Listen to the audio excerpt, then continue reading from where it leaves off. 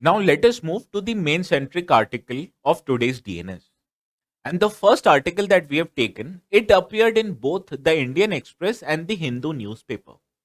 And the Hindu newspaper and its editorial section in particular, it deals with the issue that the legislative process in the country, it is in decline. Now, why is these legislative process in decline? Because from these news articles, which frequently appear in newspaper and not just today, they highlight that the MPs, both from the ruling party as well as the opposition benches, they disrupt the House and its proceedings frequently. Now, this particular disruption, it's not just a phenomena of 17th Lok Sabha, which is the current Lok Sabha, but this has taken place in the past as well. And this highlights that the political stakeholders in the country, especially these MPs, they resort to sloganeering, protest in order to disrupt the functioning of this house. And why are we dealing with this particular news article? It is because UPSC GS paper 2, it deals with the issues, structures, functioning and conduct of businesses and issues arising out of this, especially with relation to functioning of parliament as well as state legislatures.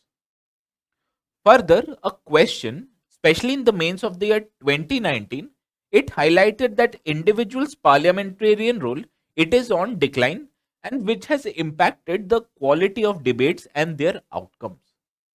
Hence, you can see the productivity of the parliament, it is important from UPSC mains point of view. Now,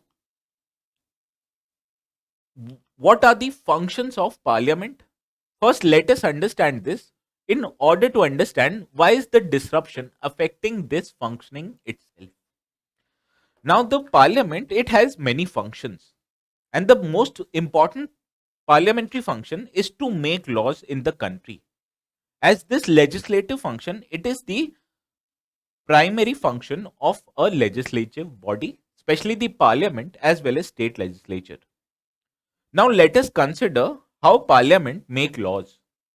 Now there's this seventh schedule in the Indian constitution, which provides for union, concurrent as well as state list. Now in normal circumstances, Parliament of India, it can legislate on issues which are there on union list as well as concurrent list. However, even in special circumstances, Parliament can also legislate on the state issues that are there in state list. For example, under Article 249, if the Raj Sabha and it passes a resolution with a special majority, then the Parliament of India, it can pass any laws which are related to matters listed on the state subject. Further, under Article 356, if there's a precedent rule in the state, then the Parliament of India, it becomes eligible to pass laws which are there on the state list for that particular state itself. Hence, you can see Parliament, it has a primary role of making laws on union and concurrent list and in special circumstances also on the state list. Now, Parliament, it also discharges an important function, which is there to scrutinize the activities of the government. Because legislature, it deals with accountability of executive. And how is this accountability upheld by the parliament? It is through the scrutinizing of the government's activity. For example, as per Article 75, subsection 3 of the Constitution, the Council of Ministers, they are responsible to the legislature. Hence, it means if the legislature, it passes a non-confidence motion, then it can unseat the present government. Further, Parliament, it also utilizes several devices such as confidence motion, adjournment motion, cut motion, censor motion, and debates which enable the Parliament to scrutinize the activities of the government. Hence, you can see it ensures the accountability of executive, and it is also an important role of the Indian Parliament. Now, the third important function that the Parliament discharges is that it controls the finances of the government. Now, any union government, it cannot spend the money out of public exchequer on its own abolition. Rather, it has to pass what is known as annual financial statement, which is commonly known as a budget.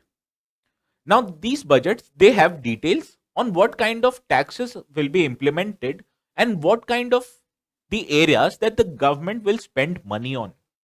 And this annual financial statement, it can only be implemented after it is passed by the parliament. Further, spendings by the government, it is scrutinized by parliamentary committee, especially the public accounts committee as well as estimates committee. And also the accounts of the union government, it is scrutinized by CAG, that is Comptroller and Auditor General, who presents his report to the parliament itself. And then parliament, it can debate over whether the executive is judiciously spending the public money. Hence, you can see through use of control over budget, parliament, it exercises control over finances. Further, parliament, it also demonstrates what is known as a constituent role. For example, there is an Indian constitution, and who can amend this constitution? It can only be amended after they are introduced in the parliament. And this signifies that the parliament, it has a constituent role, that is amending the constitution of India. Further, parliament, it also discharges several electoral functions. For examples, members who are elected to offices such as president, vice president, they are elected by the parliament itself. Further, parliament also exhibits judicial functions, as again, it can impeach office holders of president as well as members of Supreme Court and High Court, and also it can remove the members of Public Service Commission, both of union as well as state level.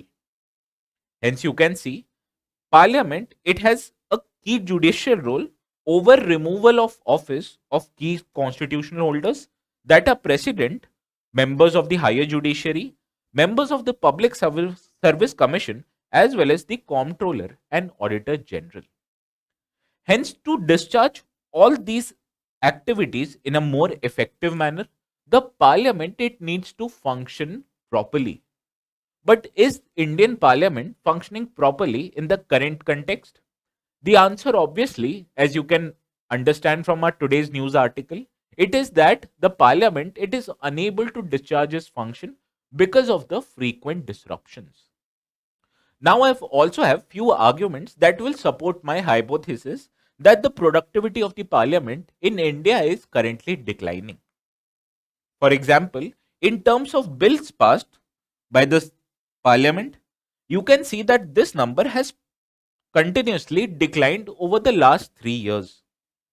For example, in the 15th Lok Sabha that was in function from 2009 to 2014, almost 250 bills were passed. Whereas this number, it reduced substantially in the 16th Lok Sabha, which witnessed passage of only 205 bills throughout its entire duration of 5 years. Whereas the current Lok Sabha, that is 17th Lok Sabha, it has only witnessed 131 bills currently. And there's only about 6 months time left in the duration of this Lok Sabha. Hence, you can see that the numbers of bills passed by the Indian Parliament in successive Lok Sabha, it has declined. And this decline, it is a continuous trend, not just from 15th, but also from 13th Lok Sabha, which is very much clear from this graph. Further, in terms of number of sitting, we can also see that there is a continuous decline in the sittings as well. As you can see, in the early time, that was the early decades of 1950s, Parliament, it sat for almost 155 to 160 days every particular year. However, currently, it has declined to less than 80 days in the current situation. And further, in the entire 17th Lok Sabha, which is the current Lok Sabha, the parliament, it has only functioned for 230 days. And this 230 days is almost for the span of 4.5 years of the current Lok Sabha. Hence, you can see even in terms of number of sitting days, the amount of sitting days, it has reduced substantially, and it has almost reduced half. Further, you can also see that the numbers of private member bills, which are bills passed by MPs outside the government, it has also reduced substantially. For example, almost 14 private member bills, they were passed in the 15th Lok Sabha, and this reduced to only two private member bills in the 16th Lok Sabha. Further, in terms of question hour, which is very much important to ask questions from the government, the functioning of this question hour, it has also substantially disrupted in the parliament. For example, total amount of time that is allocated for this question hour, 29% of this time it was disrupted in the 16th Lok Sabha. Whereas in the 17th, that is current Lok Sabha, this scheduled amount of time for question hour, it reduced by 48% because of the frequent disruptions. Hence, you can see, even in terms of holding the executive accountable through use of question hour, this time has also been disrupted frequently. Hence, the primary role of the legislature, not just by passing of bills, but also to ensure the accountability of the executive, it has also reduced substantially. And how is this happening? Because the discipline and decorum of members of the house, it has reduced substantially. And because of this lack of discipline and decorum among the members, what we see is that there is a significant decline in the quality of legislation passed, and also in the decline in the quality of debates around the key issues.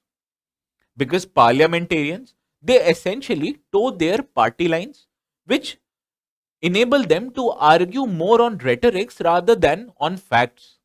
And in the times of social media and live demonstration, this particular antic, especially on reliance on rhetoric, it has been frequently resorted by the parliamentarians. And this in general has declined the quality of legislation passed and also reduced the quality of debates that are essential for the functioning of the house. Now, what are the reasons of this declining productivity? The first important reason is that there's an increased polarization in the political atmosphere in the country. As both the ruling party as well as the opposition, they frequently rely on protest, sloganeering, and walkouts. And this prevents the smooth functioning of the house. And this polarization, it has resulted into increased confrontation in the Indian legislature. And as you can see from our today's article, what the government or the ruling party wants to do is that it wants to reduce this confrontation through increasingly suspending the disruptive MPs. The first issue is that some MPs, they are creating disruption in the house, and the second issue is that the government is resorting to suspension of MPs rather than achieving a consensus on important decisions. And this highlights that the polarization has increased substantially. Further, MPs in the country, especially the government MPs, they have inadequate time to prepare their bills, which means whatever bills they introduce in the house, they are not adequate in nature, especially leading to inadequate scrutiny and lack of oversight. And when these lack of prepared bills are introduced in the house, it leads to delays and controversies, which further increases the polarization in the Indian politics. Now, also, what results into less utilization of committees. Now, there are parliamentary committees which enable these committees to detailedly scrutinize any piece of legislation. But if the government feels that these parliamentary committees, they are also getting polarized in terms of party lines, then what government wants to do is that it is apprehensive to send these bills for consideration of these committees. And as you can see from this particular graph, the percentage of bills that are referred to parliamentary committees, it has also substantially declined in the past 3 Lok Sabhas. Now, these committees, they were earlier seen as a vestige of parliamentary governance because these committees, they operate away from public scrutiny. Hence, it enabled the members of these committee to reach a consensus on a particular issue. But rather, currently what we see that the functioning of this committee, it has also become polarized because particular members, they rather toe party line rather than the interest of their population.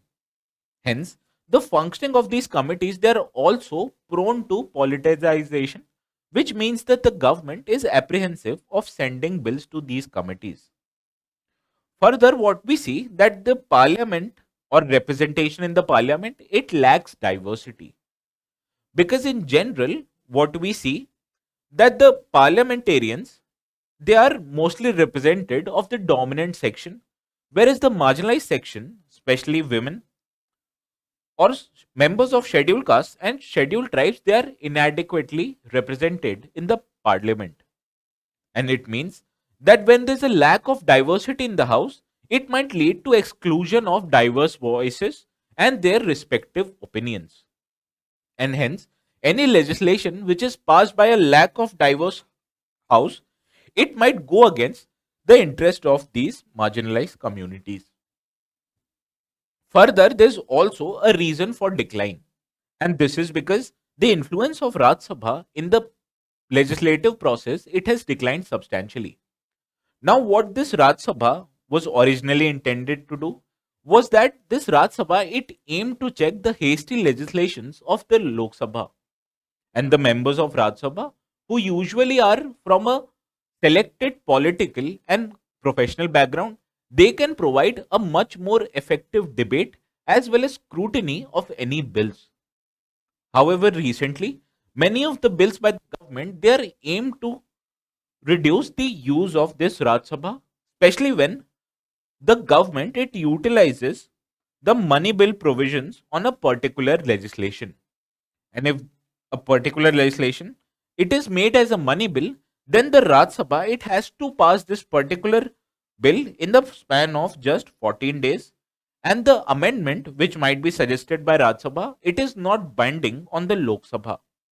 And this we saw with passage of Aadhaar bill, because this Aadhaar bill, it was made into a money bill which allowed this Aadhaar bill to pass through Raj Sabha in a less effective manner.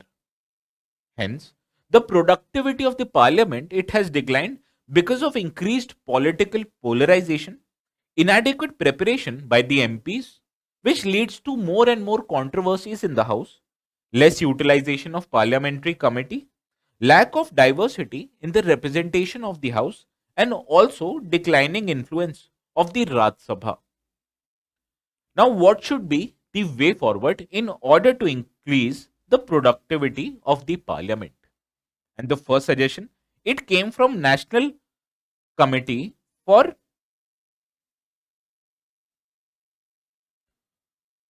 Reforms in the Constitution, which was established in the year of 2002.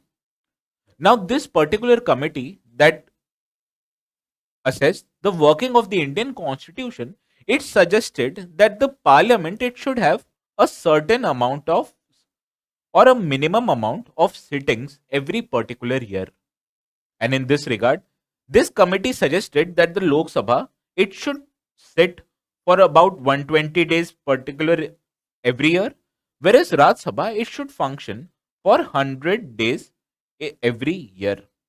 And if there's a increased or a minimum amount of sitting of the house, it will enable the both the houses to function in an effective manner.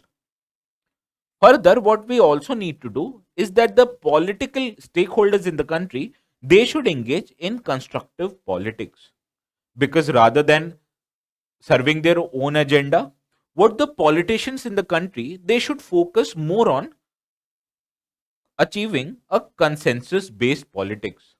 Because if there's a disagreement over a certain provision of a particular bill, then that particular provision, it can be sorted out with the achieving of consensus among all stakeholders. Further, what is required is that the bills, they should be scrutinized in a much more better manner, and this can happen in two stages. First is the pre-introduction stage, where the government of the day, it can use technology to sort inputs of public, and this inputs, it will enable the government to frame any provision in a better manner. Further, this sorting of inputs from the public, it will also give a sanction or a public sanction to any provision which will make it difficult for the opposition MPs to disrupt the function of the house. Further, this scrutiny of bills, it can also be done in post introduction stage if it is made mandatory to refer to this bill to the parliamentary committees, because these committees, they were able to scrutinize the bill in a much more effective as well as detailed manner. Hence, when every bill is scrutinized in an effective manner, it will reduce the amount of disruption that usually occurs in the house. Further, what the government or what the Parliament of India, it should do is that it should focus on increasing the capacity building of the legislators, because these legislators, they are generalist in nature, which makes it difficult for them to analyze a particular legal or technical provision which might appear in a particular bill. Thereby, with increased capacity building training, this, it will enable the members of the legislature to discharge their role in a much more effective manner. Particularly, it will help these MPs understand their key role, that is to provide a detailed scrutiny of a bill if you are a opposition MP. Hence, through use of or minimum increased sittings, relying more on constructive politics, especially with aim to achieve consensus, scrutinizing the bills in a much more better manner, both in pre-introduction as well as post-introduction state, through use of technology and capacity building of the existing legislator, it will enable the parliament to increase its productivity, because this particular productivity, it is very much important for effective functioning of the legislative organ of the Indian state. Hence, this was all for today's discussion on our first mains article, and with this, let us move to the second article, that is on Maoism. Now, this particular topic, that is Naxalism, which is another name for left wing extremism in the country, it is a particular area of interest for UPSC, because a question, it appeared as recently as in mains of the year 2022, and it also appeared in the mains of the year 2018. As these two questions, they were designed to ask students what are the government measures in order to control the menace of left wing extremism in the country. Further, this 2022 question, it also asked students to suggest a multi-layered strategy to tackle this particular menace. Further, UPSC in its GS Paper 3 syllabus, it specifically highlights linkages between development and spread of extremism, and lack of development in red corridor of the country, it has resulted into increasing Naxalism or left-wing extremism. Now, what are the cause of this left-wing extremism? Let us understand this in the next slide. Now, the first cause which might perpetrate this left-wing extremism or Naxalism, it is related to land-related factors. Because earlier, Indian government, it implemented what was known as land reforms. As these land reforms, they were intended to provide land to majority of the people in the country. And what it wanted to do was that it wanted to implement land ceiling laws. As these land ceiling laws, they were designed to distribute the land towards a more and more people. However, the implementation of these land reform measures, it was not done in an effective manner. And what it led to that these land ceiling regulations, they were evaded by the powerful sections of the society. And the land which were meant for poor and the marginalized, they were not given to them. Further, government, it also enabled Forest Rights Act, which prohibited the transfer of non-tribal land to tribals, or sorry, tribal land to non-tribal. However, the implementation of this Forest Rights Act, it is also not done in an effective manner, which enabled the tribals to sell their land to non-tribals. Also, the public lands that are land owned by governments, especially in the less developed areas of the country, they are encroached by the powerful sections of the community. And what it resulted into increased displacement of the marginalized from their entitled land. And when these tribals, they were marginalized or displaced from their own land, especially when it was encroached by powerful section, or when government itself, it took land for development purposes. Hence, due to exclusion from the land, it led to displacement of the tribals from their own land. And it forced them to, and it reduced the amount of measures that they can take to fulfill their livelihood needs.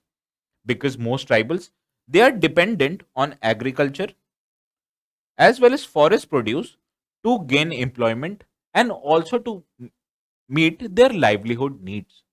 But when due to land and displacement factors, these tribals, they were evicted from their parent land, which made them unable to use these measures in order to fulfill their livelihood need. Hence, they were unable to secure minor forest produce or grow a crop on their own community based lands. And all these three factors, it culminated into increased exclusion of tribals from the Indian society.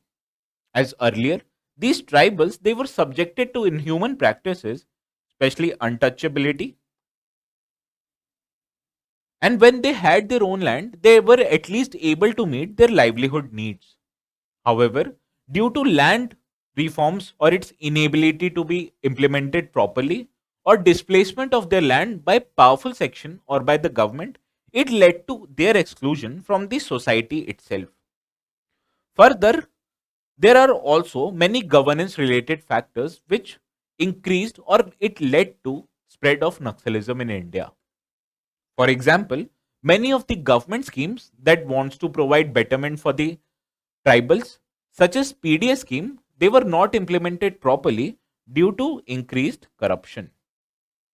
Hence, the measures that the government originally intended to take to support the livelihood and exclusion of or inclusion of these tribals, it was these schemes, they were not implemented properly because of increased corruption.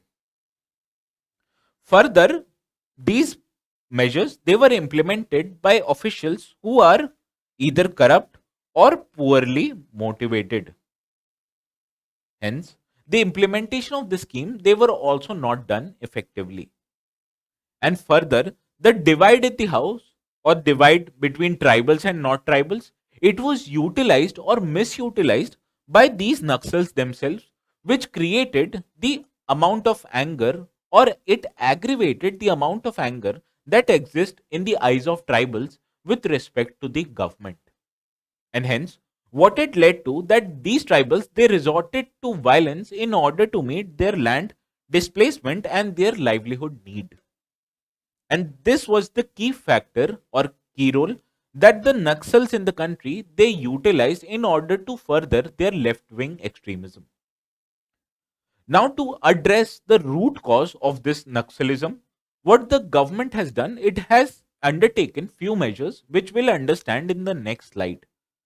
But let us first understand the current status of the left wing extremism in the country. Now, the current status is that there has been a significant improvement in the security infrastructure and security status of the left wing infrastructure. Because you can see from this graph, the left wing violence in general, it has gone down significantly. In terms of incidents or in terms of death due to left wing extremism, the country has witnessed about 77% and 85% decline.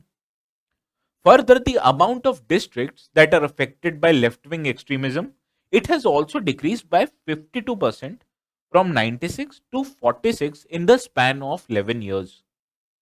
So you can understand that the geographical spread of the left wing extremism movement, it is shrinking in a rapid manner. And currently only 25 districts in the country, they are categorized as most affected due to this menace.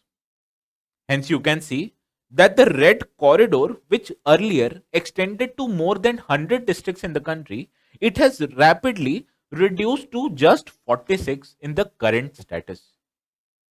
And this particular improvement has been due to government's policy. And this policy, it can be categorized under the umbrella scheme of National Policy and Action Plan, which is abbreviated as NPAP.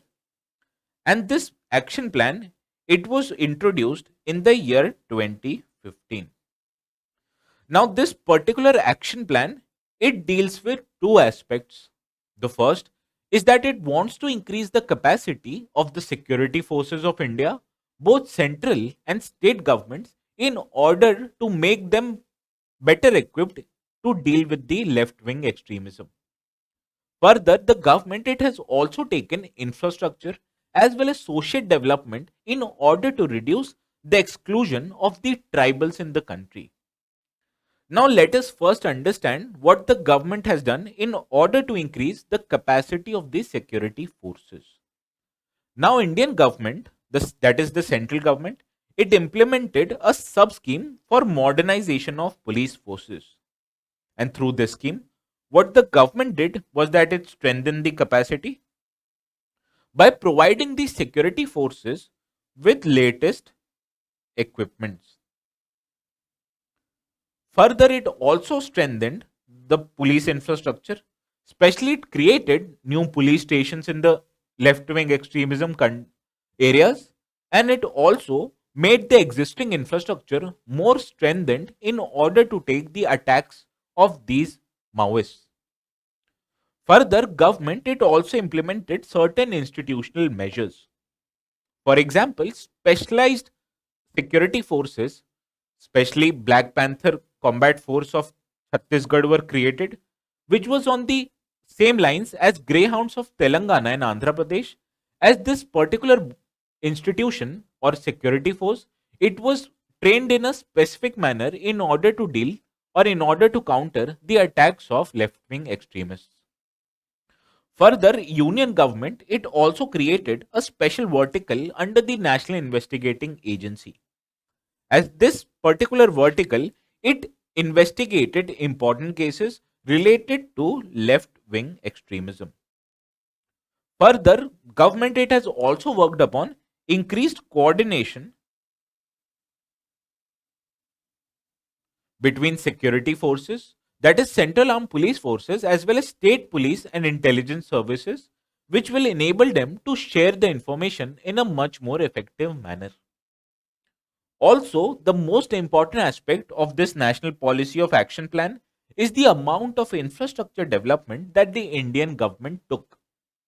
For example, Indian government, it approved more than 17,000 kilometers worth of roads which will be constructed in these left-wing affected areas. Further, government, it also focused on improving telecom connectivity in this particular area, and this was done through construction or establishment of more about 5,000 mobile towers in the region. Because with mobile towers, what the government was able to do, that it provided these areas with 4G connectivity, which opened many educational as well as economic avenues for the tribal population. Also, government, it focused on financial inclusion. And this was done through opening of Jan Dhan bank account or establishment of new bank branches as well as ATM in these regions. Further, government it also focused on increasing the skill levels of the tribal population, and this was done through Roshni initiative, which provided these or rural youth or tribal youth with training and placement, and this was done in 27 left-wing extremism districts. Further, government it also undertook establishment of new industrial training institutes as well as skill development centers which provided skill training for the tribal and rural youth. Further, any person who was involved in left-wing extremist activities, they were encouraged to surrender and rehabilitate with the union and state governments, as they were provided, or the cadres of LWE organizations, they were provided with a fixed deposits of 2.5 lakhs as well as 1.5 lakhs depending upon their hierarchical organization. Hence, you can see through modernization of police forces and institutional measures, the government it strengthened the capacity of the security forces, which make them more effective in dealing with the violence. Whereas to reduce this violence, what the government did was that it provided these regions with economic as well as educational avenues, especially with infrastructure development, skill training, as well as encouraging the cadres to surrender and rehabilitate themselves. And this is the key aspect that the government focused on in order to reduce the menace of left wing extremism. And from the previous slide, you can see that there has been a significant improvement in the security situation of the country. But there are several issues that are currently plaguing and which has resulted not in elimination of this particular menace. And the first issue is that the organizational strength of the Maoism it is not reducing, because these Maoists they appeal to the ideology of the poor, and they antagonize these poor to act against the state or the security apparatus of the country. And what these recruits are promised that these left wing organizations they will provide both financial as well as social security to the youth. Further, they promise them with dignity and empowerment, which makes these persons act in a violent manner against the security apparatus. Further, what we can also see that the funding sources of these left wing organizations they are not tackled upon in an effective manner, because these left wing organizations they frequently rely on taxes and levies from the adjoining areas, and these taxes and levies they are collected in a manner of extortion from local businesses as well as local population. Hence, you can see that these left-wing organizations they are provided with the continuous funding sources through this extortion activities. Further, these left-wing extremist organizations they also control the forest economy of the particular region. Hence, whatever minor forest produce that particular region produces, these left-wing organizations they sell them in market, and which enables them to provide for continuous funding of their illegal activities. And the government responses has also been some kind of adequate, because currently there are multiple security organizations that are functioning in the house, and these multiple security organizations they come under control of union as well as different state governments. And naturally, when there are multiple security organizations who are responsible to control the menace, it leads to lack of coordination. Further, this left-wing extremist areas, it is spread across many states. And hence, when police organization of a particular state it acts against these extremists, they move to different state, thereby evading the arrest completely. And in absence of proper coordination, they further evade the law and order situation in the country. Also, the security responses, especially that of security organization, it also suffers substantially. Because from frequent news reports, you might see that there's a negligence of established standards of procedure, and it sometimes leads to loss of life of these security personnel. Further, these security agencies they also face structural deficiencies because especially the central armed police forces they are manned by officers from the Indian Police Service. However, this Indian Police Service officers they serve this particular organization only on basis of deputation and for a particular time frame, and this prevents them to achieve high level of socialization as well as experience in order to deal with a particular menace which is there in the jungles of the country.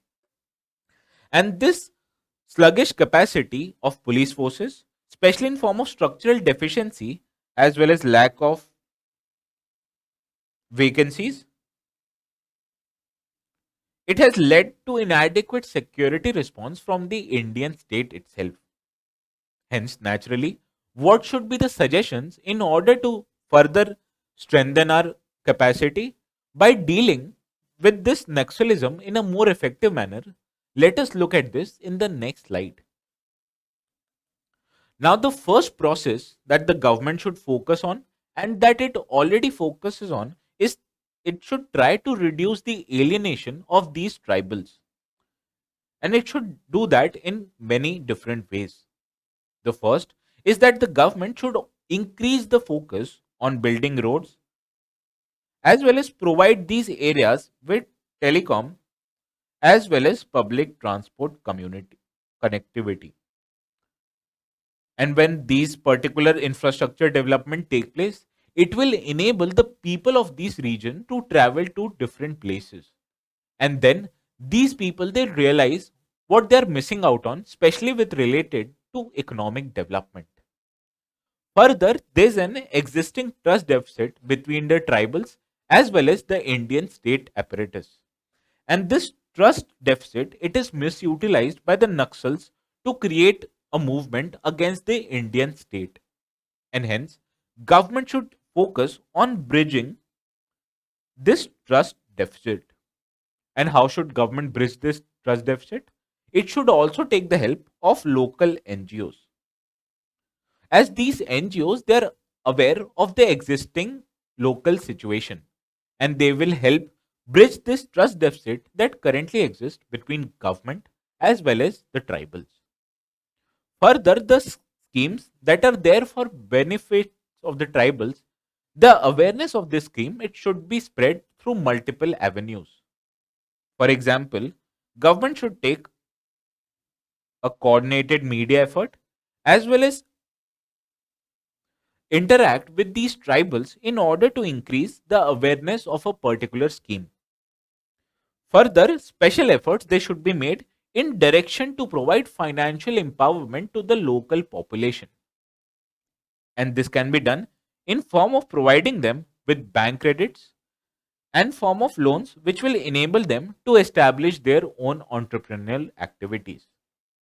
Further, women of the region they can be provided or they can be incorporated in special or self-help groups which will enable them to organize their resources in a much more effective manner.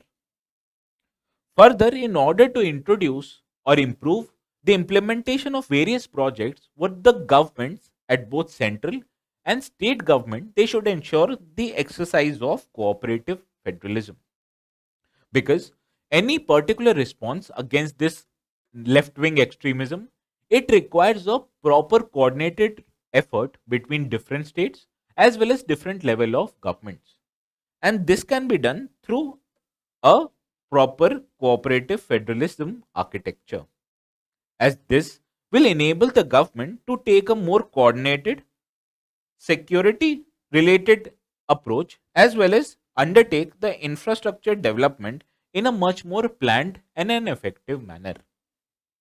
Hence, you can see that the government it is currently following a two-pronged policy. The first is that it is dealing this menace from a security point of view, which means that the government is focusing on increasing the security capacity of the Indian state. Further, it is also witnessing this problem from the lack of development perspective. Hence, the Indian governments, both central and state level, they are involved in conducting activities, especially with relation to infrastructure development, skill training, as well as providing educational as well as financial opportunities to the local population. And this two pronged approach has paid rich dividends.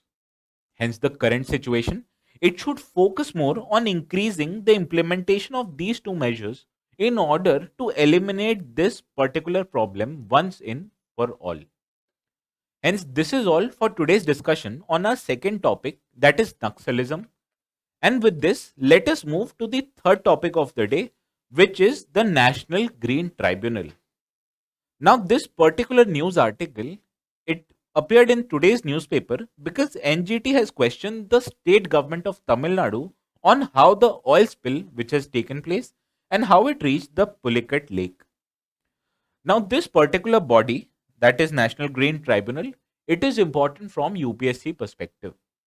Why? Because UPSC in GS paper 2 syllabus, it highlights statutory, regulatory and various quasi-judicial bodies. Further, a question in the mains of the year 2019, it appeared on Central Administration Tribunal, and hence you can see that these quasi-judicial bodies, especially the tribunals, are a key area of interest for UPSC.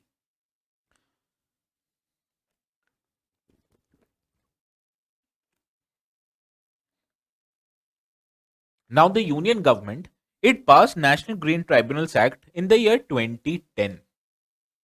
Hence, you can see that this National Green Tribunal is a statutory body because this body was established through a statute that was passed by the Parliament. Now, this particular act, it forms the NGT and it composes or it comprises of chairperson who is usually a retired Supreme Court judge or a retired Chief Justice of a particular High Court. And this body, it can also consist of judicial members that are between 10 to 20 judicial members who are retired judges of the High Court. Further, it also consists of 10 to 20 expert members. Hence, you can see that the composition of this National Green Tribunal, it consists of chairperson, judicials, as well as expert members. And there are various benches that is comprised to hear the cases which are there for environment related matters. Now, this particular body, it is a quasi-judicial body. And hence, this National Green Tribunals, it has a power of a civil court, which means that the order, it has a degree of a civil court, and the orders of National Green Tribunal, it can be appealed towards Supreme Court within a period of usually 90 days. Now, this tribunal, it is not bound by Code of Civil Procedure or by Evidence Act of the year 1872. Rather, this body deals with principles of natural justice. Hence, you can see when the body, it feels that the principles of natural justice is violated, and this body does not care about codes or evidences. Further, this body, it passes order to provide for relief and compensation in case of victims of air pollution or different environmental damage. Further, this NGT, it can also give orders to ensure restitution of not just property damage but also that of surroundings. Now, what are the laws that this particular tribunal deals with? Now, from this screenshot, you can see that it deals with implementation of these 7 laws. But what is more important, that 2 important laws in the country, that is Wildlife Protection Act of the year 1972, as well as recognition of Forest Rights Act of the year 2006, they are not considered by the National Green Tribunal. Hence, you can see its jurisdiction, particularly with respect to Wildlife Protection Act as well as Forest Rights Act, it is not there. And this can be a key area of interest for the UPSC in terms of prelims. So, candidates, I expect you to know that the NGT it can only enforce the implementation of these 7 laws, and it cannot enforce the implementation of these 2 laws. Further, what are the achievements of this National Green Tribunal? First of all, that this tribunal it ensures speedy justice in case of environmental damage. Now let us look at the case disposal by this particular body in the last 5 years. From this you can see that the tribunals it received more than 15,000 cases in the last 5 years, and it disposed of more than 16,000 cases. So you can see not just it provides speedy justice, but this tribunal it is also able to reduce the pendency before it through increased disposal of cases. Further, this particular tribunal it has also undertaken few initiatives which are administrative or procedural in nature. For example, it uses video conferencing for speedy disposal of cases, and it also launched a special initiative for disposal of cases which are there for more than 5 years. Further, the NGT it has also undertaken steps to increase the effectiveness of court management. Further, NGT it can also take suo motu cognizance of various interventions. However, it must also be noted that this body it is not involved in an activism form of justice delivery. Rather, it relies on definite data when it takes suo motu interventions. For example, the polluted river stretches, the body it took suo motu cognizance for more than 351 polluted river stretches, and it was done based on an online data of water quality which was maintained by CPCB. Further, this NGT it also took suo motu cognizance of industrial area pollution, and this was done based on the Comprehensive Environmental Pollution Index which was again launched by CPCB. Further, it also undertook special actions to combat the rise in air pollution, and this was done through an online data. Hence you can see that the body it is involved in evidence based environmental jurisdiction rather than activism. And these particular examples, for examples providing speedy justice, undertaking administrative initiatives in order to dispose the cases in much more effective manner, and taking suo motu cognizance, especially when there is an evidence against a particular problem, it has furthered the case of environmental justice in our Indian country. Further, NGT it also involves and it also gives technical judgments which forms the basis of effective environmental pollution combat.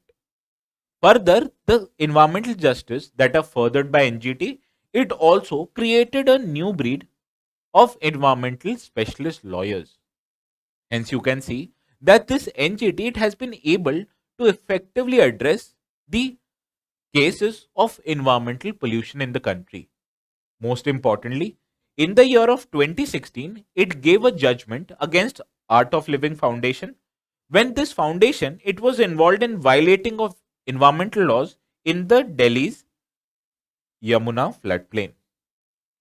Further, in the year of 2015, this NGT it imposed a tax on diesel engines. Whereas in the year of 2022, this body it directed the state of Tamil Nadu to notify the Tamil Nadu Wetland Mission. Hence, you can see not just protecting the environment of the country, it also imposes significant fine on violating the environmental norms in the country. Because this Art of Living Foundation, it was given a fine of 5 crore rupees for violating the environmental norms. But however, there are several issues that are associated in the functioning of National Green Tribunal. The first issue is that this body, that is National Green Tribunal, it lacks the power to make its order comply with different bodies. For example, most landmark orders by this National Green Tribunal, especially with relation to river Ganga pollution as well as Delhi air pollution, it remains unimplemented because this body does not have the power to make organization comply with its orders. Further, the NGT it also faces several vacancies because in the past 9 years, this NGT it does not even have the minimum requirement of 10 judicial as well as expert members. Hence, you can see with increased vacancies, the effectiveness of NGT as it is not able to take up cases in a much more effective manner. Further, this body it gives orders which might be generic in nature because since July 2018, the NGT it has disposed of more than 700 cases only based and only directing the authorities to look into the matter. Further, it also dismisses large amount of cases only on procedural grounds. Also, that I've highlighted that the jurisdiction of this NGT it is currently limited because it cannot deal with the issues related to Wildlife Protection Act of the year 1972 as well as recognition of Forest Right Act of the year 2006. Hence, you can see that these are important laws for environmental application. And when NGT it is not able to deal with issues related to these laws, it makes the jurisdiction of the NGT much more limited. Further, this NGT and its orders, it is seen by the large section of the society as an obstruction to development. Hence, NGT it also leads to obstacle of development. Now let us move to what should be the way forward in order to make this NGT much more effective in nature. First of all, there is a need to amend the National Green Tribunal Act of the year 2010, and it can be given through this amendment. This NGT it can be given more powers, especially with relation to make its orders enforceable in nature. Further, the jurisdiction of NGT Act, especially with relation to Wildlife Protection Act as well as Forest Rights Act, it can be enlarged in the by this amendment. Further, NGT should also focus on increasing disposal of environmental related cases. For example, the vacancies of both judges as well as experts, it needs to be filled at the earliest possible time. Further, currently the appeal towards the NGT judgments it is only there for Supreme Court. Hence, it is more important to make this appeal through a appellate body rather than to higher judiciary themselves. Further, the Supreme Court it should reduce its special leave petition when when it comes to matters related to environmental pollution because it encroaches upon the special responsibility that is given to the National Green Tribunal. As members of this National Green Tribunal, they are more inclined towards dealing with environmental matters. Hence, when Supreme Court it reduces its special leave petitions, it can increase or highlight the increasingly important role of the National Green Tribunal itself. Further, this National Green Tribunal it should also establish more regional benches because increasing the amount of regional benches it will make the National Green Tribunal more approachable towards the other people. Hence, they'll not have to travel to important location in case they feel aggravated of their environmental misuse.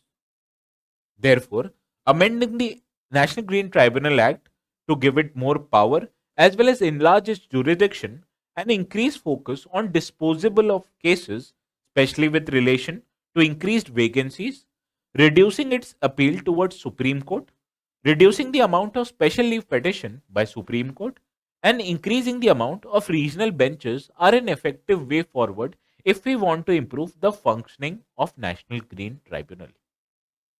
Hence, this was all for today's discussion on National Green Tribunal